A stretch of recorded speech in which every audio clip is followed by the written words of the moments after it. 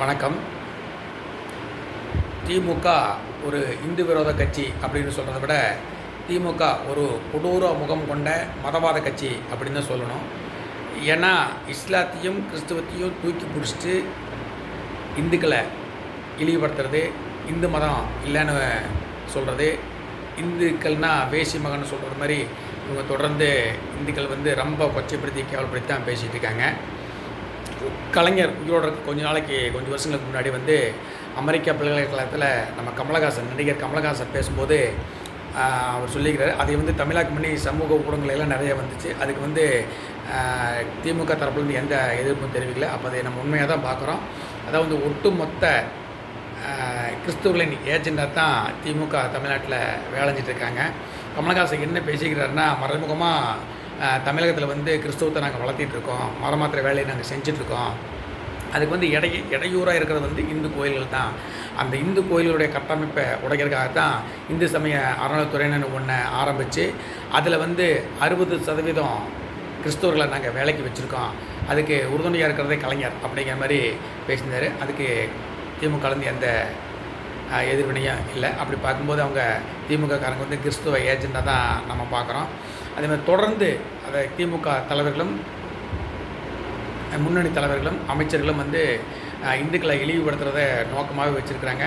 ஆனால் அது சோத்துல இந்துக்கள் சோத்தில் அது திமுக இருக்கிற இந்துக்கள் சோத்துக்கு உப்பு போட்டு திங்கிறாங்களா, இவனுக்கெல்லாம் சூடு சூரணை இருக்குதா என்ன தெரியல. ராசா சொல்லியிருக்கிறான், இந்துக்கள்னா விபச்சாரி மகன், இந்து மதத்தை விட்டு வெளியே வாங்க அப்படின்னு சொல்லி பேசியிருக்கான். டிஆர் பாலு நான் 100 வருஷம் இந்து கோயிலை இடிச்சிருக்கேன் அப்படின்னு சொல்லி பேசியிருக்கான். கலைஞர் கூட ராமர் பிறந்ததுக்கு அவர் அவ்வளோ கொச்சாயவெல்லாம் பேச மாட்டார், டீசெண்டாக தான் பேசுவார். ராமர் பிறந்ததுக்கு அடையாளம் இல்லை, சாட்சி இல்லை, ராமர் எந்த இன்ஜினியரிங் காலேஜில் படித்து பாலம் கட்டினார் அப்படிங்கிற பேசினார். ஆனால் அவர்கிட்ட அல்லா பிறந்ததுக்கும் இயேசுநாதர் பிறந்ததுக்கும் பர்த் சர்டிஃபிகேட்டு அவருடைய அறிவாலயத்தில் வச்சுருக்காரு. யார் வேணாலும் போய் கேட்டு வாங்கிக்கலாம். ஸ்டாலின் அவர்களும் சனாதன தர்ம அறிப்பேன்னு பேசியிருக்காரு. அவர் நெத்தியில் போட்டு, அது வேறு விஷயம், நெத்தியில் போட்டு வைக்க வேறு விஷயம். ஆனால் அவரும் இந்து மதத்துக்கு எதிராக தான் வேலை செய்ய, இந்து மதத்தை ரொம்ப கொச்சைப்படுத்தி தான் பேசுவார். அவருடைய மகன் உதயநிதி ஸ்டாலினும் சனாதன தர்மத்தை, அதாவது இந்து தர்மத்தை இந்துக்களை அழிக்கணும் அப்படின்னு சொல்லி பேசிக்கிறாரு. இது எல்லாம் மேலவே அவங்களுடைய கூட்டணி கட்சியில் இருக்கிற ஒரு துளுக்கம் பேசியிருக்கான். ராமர் தடவனதுனால தான் அணிலுக்கு 3 கோடு இருக்குது அப்படின்னா சீதைக்கு உடம்புல எங்கேயுமே கோடு இல்லை, அதனால் சீதை ராம தலைவலியோ அப்படிங்கிற சந்தேகம் எங்களுக்கு இருக்குது அப்படிங்கிற ரொம்ப கொச்சையாக கேவலப்படுத்தி பேசியிருக்கான். அதைய திமுக தலைவர்களும் பக்கத்தில் நின்று ரசித்து பார்த்துட்டு இருக்கிறத நம்ம வீடியோவில் சமூக வலைதளங்களை பார்க்குறோம்.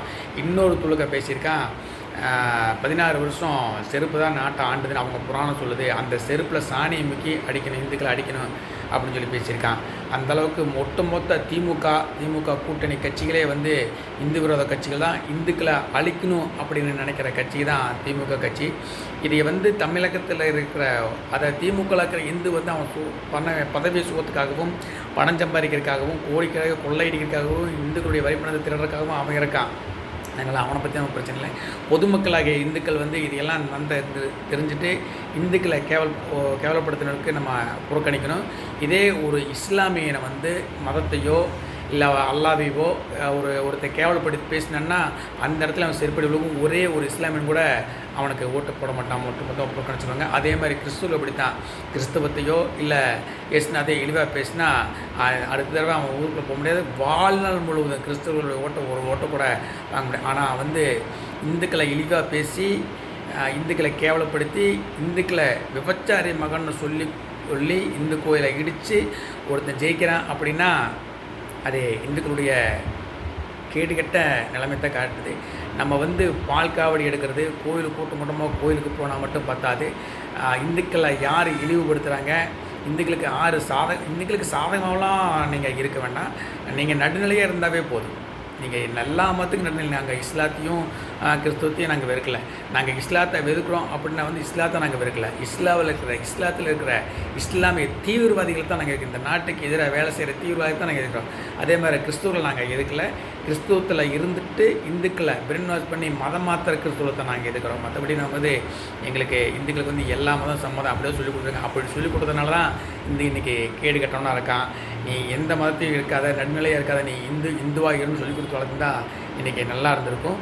அதை செய்யறதுக்கு நம்ம முன்னோர்கள் தவந்துட்டாங்க. பரவாயில்ல, இனியாவது ஏன்னா இன்றைக்கி ஒவ்வொருத்தரும் என்னென்ன தப்பு பண்ணுறான், இந்து மதத்தை எந்த அளவுக்கு கேவலப்படுத்துகிறான் அப்படிங்கிறது டெய்லியும் சமூக வலைதளங்களில் வந்துருக்குது. ஒரு காலத்தில் சமூக வலைதளங்கள் இல்லை, பத்திரிகை செய்தி மட்டும்தான் அவர் பத்திரிகையில் எழுதுகிற உண்மை எழுதுறானா பொய் எழுதுறானான்னு சொல்ல முடியாது. ஏன்னா காசு கொடுத்து ஒரு மாதிரி எழுதுவான், காசு அன்றைக்கி பத்திரிகை எல்லாமே அந்த மாதிரி இருக்குது. அதனால் இன்றைக்கி சமூக வலைதளங்கள் நிறைய வந்துருச்சு. யார் என்ன செய்கிறா எப்படி பேசுகிறாங்க அடுத்த நிமிஷம் நமக்கு செய்தி கிடச்சிட்டு இருக்குது. அதனால் இனியாவது இந்துக்கள் அதாவது பொதுவாக இருக்கிற இந்துக்கள், கட்சியில் இருக்கிற இந்துக்கள் விடுங்க, அவனுங்க பணத்துக்காகவும் பதவிக்காக என்ன வேணால் செய்வானுங்க. தன் வீட்டு பொம்பளை கூட விட்டு கூட தயங்க மாட்டானுங்க. அந்தளவுக்கு நான் சொல்லலை, பெரியாரே சொல்லிட்டான், திமுகக்காரன் காசுக்காக என்ன வேணால் செய்வான் அப்படின்னு சொல்லி. அதனால் அவங்களோட அதை பொதுமக்களாகிய இந்துக்கள் நம்ம தெளிவாக தெரிஞ்சுட்டுக்கிட்டு நமக்கு இந்துக்களுக்கு ஆதரவாக இருக்கணும்னு சொல்லலை, நடுநிலையாக இருங்க அப்படின்னு தான் சொல்கிறோம். ஒவ்வொரு அரசியல்வாதி நீங்கள் பதவி ஏற்றுக்கும் போது எப்படி நாங்கள் அதே மாதிரி நடந்துக்கன்னு தான் நாங்கள் சொல்கிறோம். அந்த மாதிரி ஒரு தலைவராக பார்த்து ஒரு முதல்வராக உட்காந்து அந்த மாதிரி தலைவராக பார்த்து நம்ம எம்எல்ஏ எம்பியை தேர்ந்தெடுக்கணும்னு கேட்டுக்கிட்டு உங்களுடைய கைகூப்பி கேட்டுக்கிறேன். வர்ற தேர்தலையாவது ஒரு இந்துவாக இருந்து ஓட்டு போடுங்க அப்படின்னு சொல்லி கேட்டுக்கிறோம். ஜெய்ஹிந்த்.